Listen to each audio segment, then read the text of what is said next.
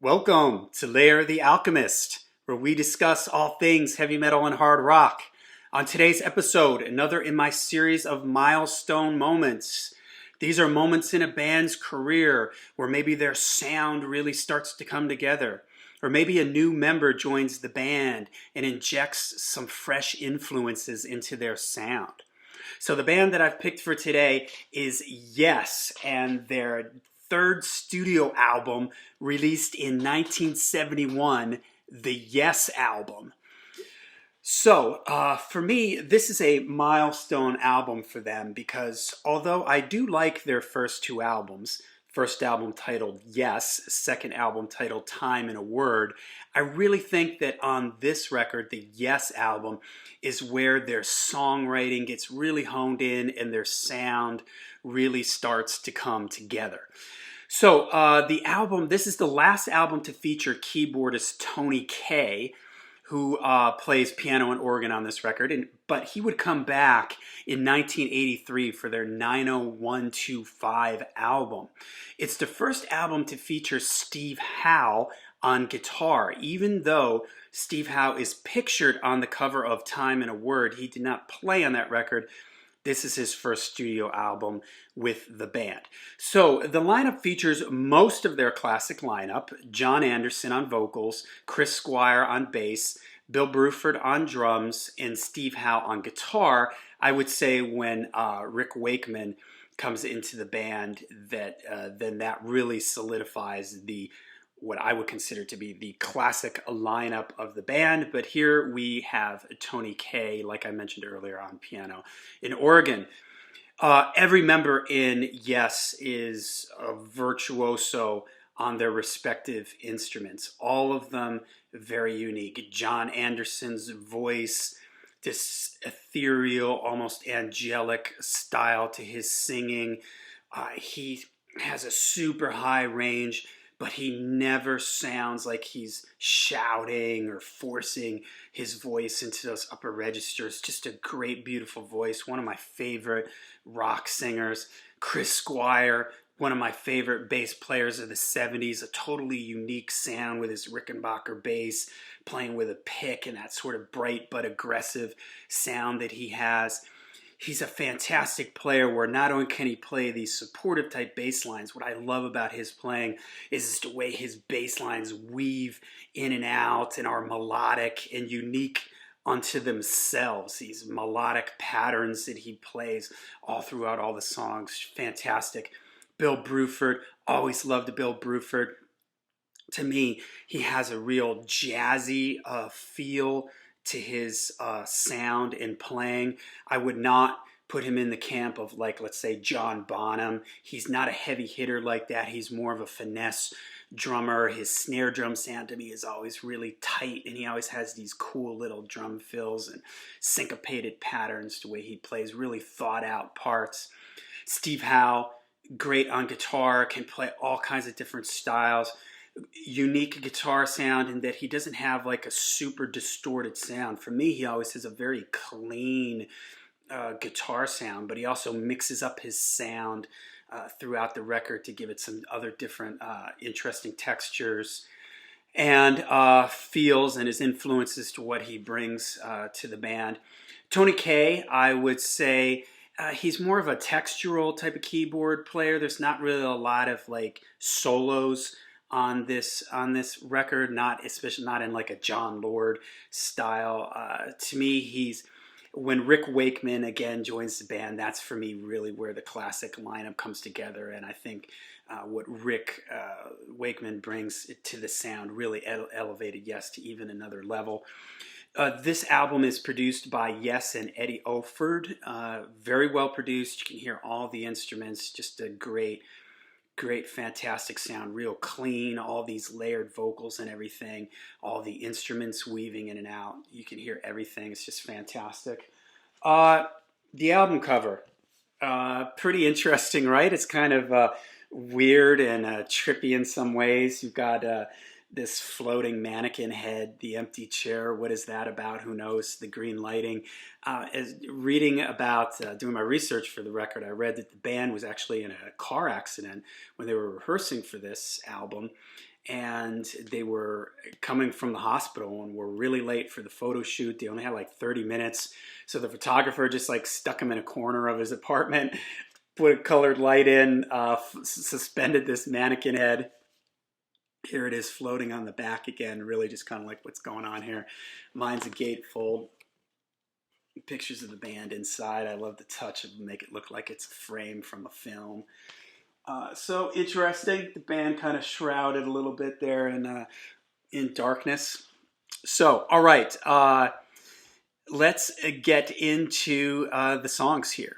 Yours starts off with "Yours Is No Disgrace." Great album opener. That riff in the beginning, very sort of fanfare, like dun dun dun dun bum ba da da dun, just sort of announcing like, all right, here we go.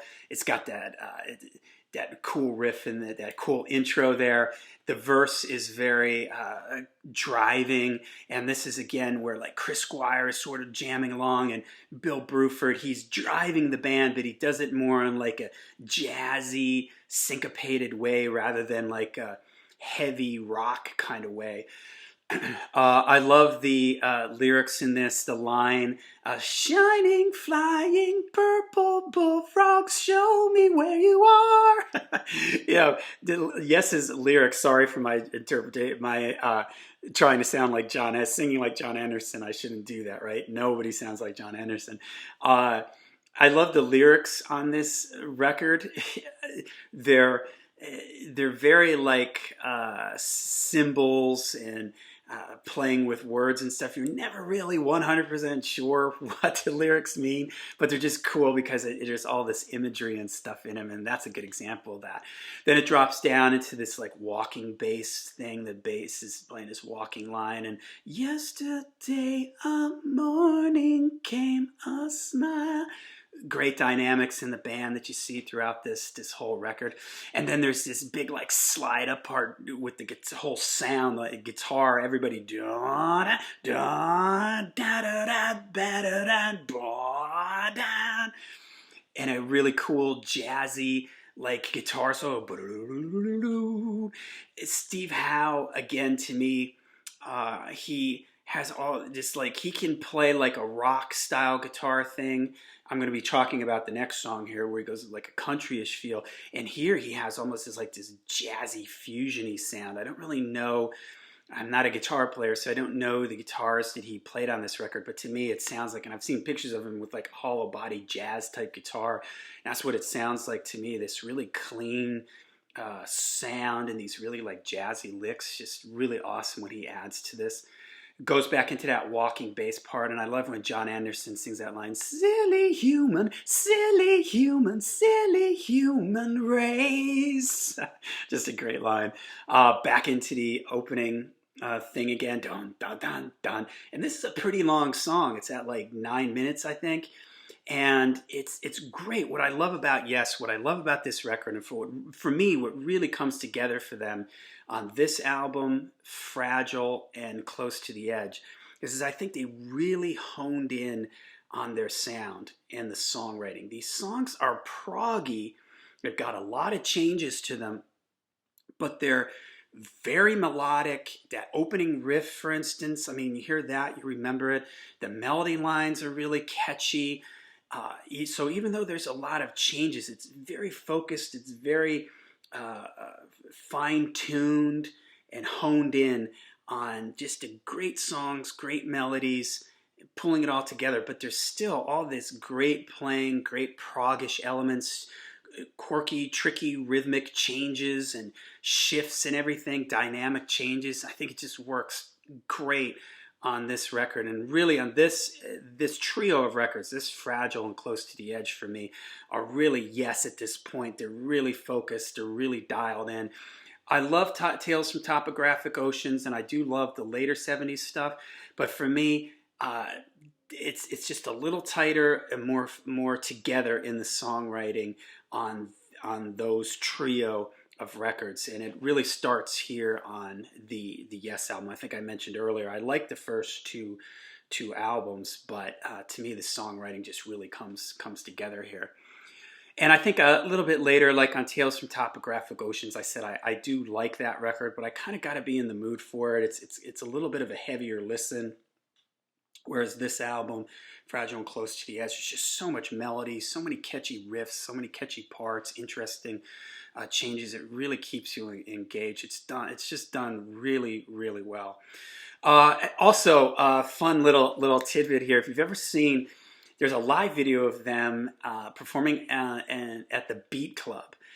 Doing Yours Is No Disgrace, and it's really cool because if you've ever seen any of these Beat Club videos, these old Beat Club videos, there's always something like weird and psychedelic and trippy going on in the videos. And for this one, they've got a mannequin head like this head, and it's like on a string, and they show the band, and it keeps coming back to this mannequin head like spinning around, which I think is just so cool, so awesome. All right, so next, The Clap, which is a Steve Howe feature recorded live the Lyceum Theatre in London. It has a real bluegrass, kind of a, if you've ever heard the song Classical Gas, reminds me a little bit of that. Like, it's like a, I think he's finger picking on it. I'm not sure. I'm not a guitar player, but it's great. Just melodies, him moving around. It's rhythmic, it's engaging, and even though it's a guitar feature piece, it's very, it's like it's a song really. It's just not him just playing whatever. It's a song in itself. So just really creative and shows what Steve Howe brings to the band. These different influences. Side one ends with Starship Trooper.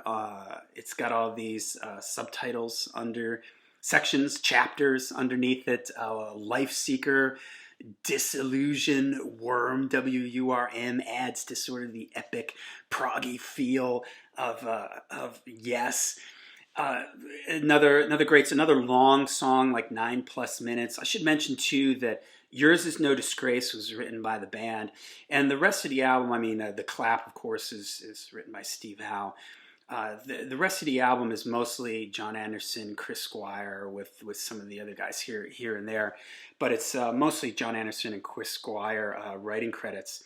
This starts off with a real uplifting riff. Da da da da da da da da da. Love the part where it drops down and John Anderson does the "Though you see me, please don't say a word." You know, Bill Bruford again with his his drums always sound really tight to me. They're not like bit echoey or big sounding. It's just really tight and focused sounding. I love that drum fill there. And then it goes into this other section where it's like I guess you'd call it a bass solo. It's like this really melodic bass line that moves up the neck. And I love Chris Squire. I mentioned this earlier.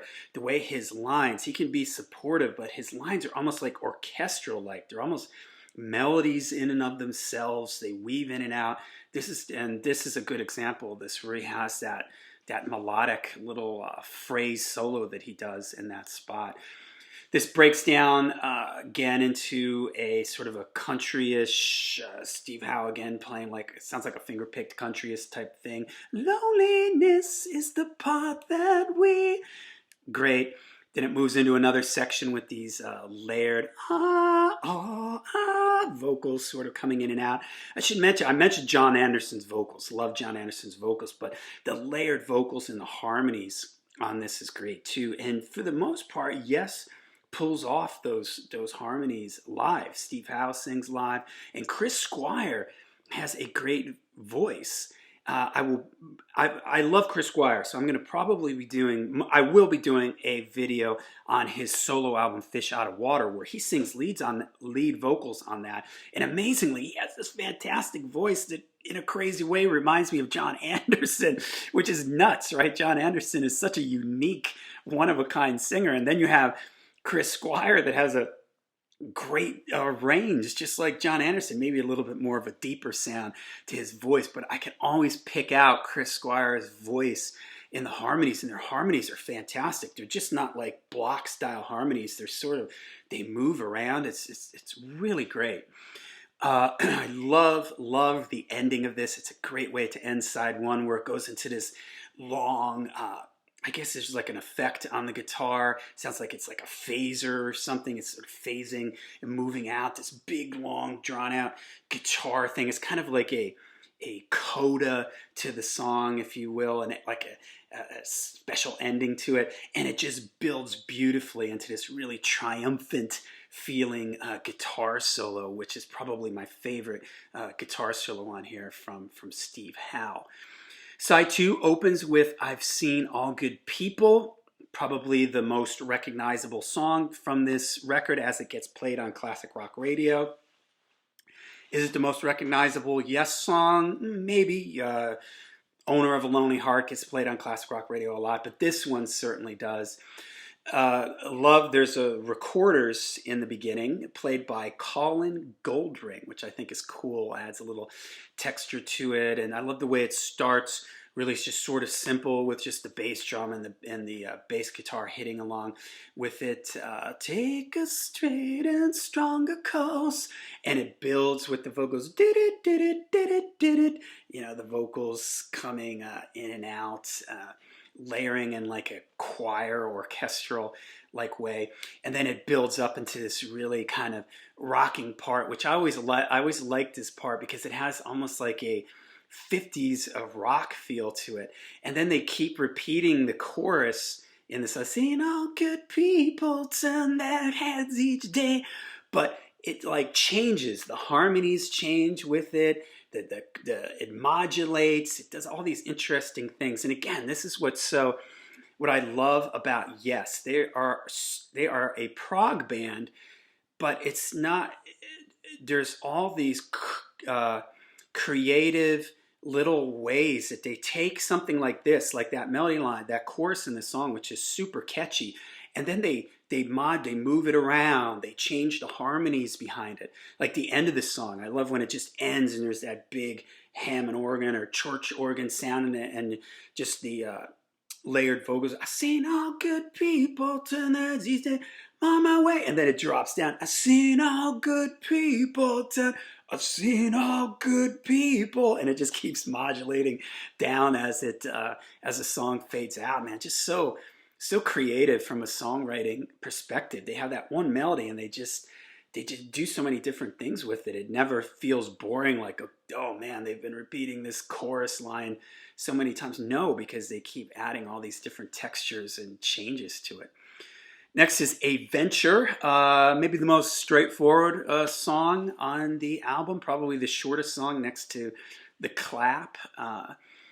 It's a cool one. Starts off kind of with like a simple kind of like bass drum playing like a steady beat underneath it, and it has a nice acoustic piano solo in it. I would say, I think I mentioned this earlier, that Tony Kaye, he doesn't have a lot of parts to me that jump out on this album. It's more like he's a textural player, adding layers and sounds in that way. I think it's when Rick Wakeman came into the picture where, you know, the keyboards really got elevated in the Yes sound. But here he has a really nice piano solo. Album ends with a perpetual change. Dan, dan, dan, dan, dan, dan, dan, dan, dan. Those like organ stabs like in the beginning, I think is really neat. And then it moves into this uplifting like riff and verse melody. Drops down for the verse with just the piano again, these nice dynamics. And I love, it goes back into those organ hits again, then dan, dan, dan, dan, dan, and I love when it comes back in after that. And John Anderson does that big soaring, and there you are, living on a...